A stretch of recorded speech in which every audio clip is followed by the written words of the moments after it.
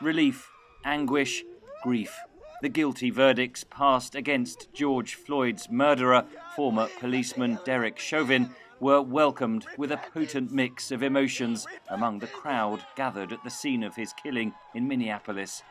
Emotions shared by millions around the world, watching as US justice unfolded. As the jury recognized, the evidence in this case was crystal clear. Any other result would have been a travesty of justice.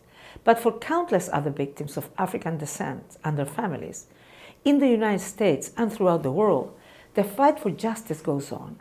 In Parliament Wednesday, British Prime Minister Boris Johnson offered this tribute. Last night's verdict in Minneapolis delivered justice for the family and friends of George Floyd, and I know that the thoughts of the whole House remain with them.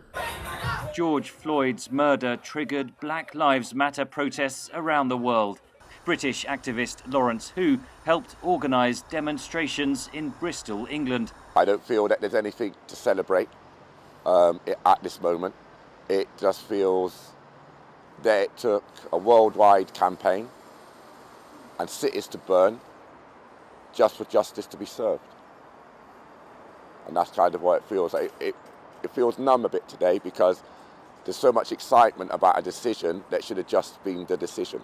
The French government acknowledged the global significance of the conviction. Le drame épouvantable qui a frappé Monsieur Floyd. The terrible tragedy that befell Mr. Floyd provoked an emotion well beyond the borders of the United States, and so it's obvious that this court decision resonates beyond the borders of the United States, and that's what I want to say and salute this morning. In South Africa, residents of Johannesburg told VOA they welcomed the guilty verdict against Derek Chauvin. Justice was served, but I don't think it's the right way in doing it, in that there should be different ways in which we can prevent it from happening in the future. Happy that justice has been served.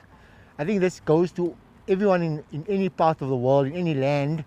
Justice served first and foremost for George Floyd's family, but also for many people around the world who share their pain and anger. Henry Ridgwell for VOA News, London.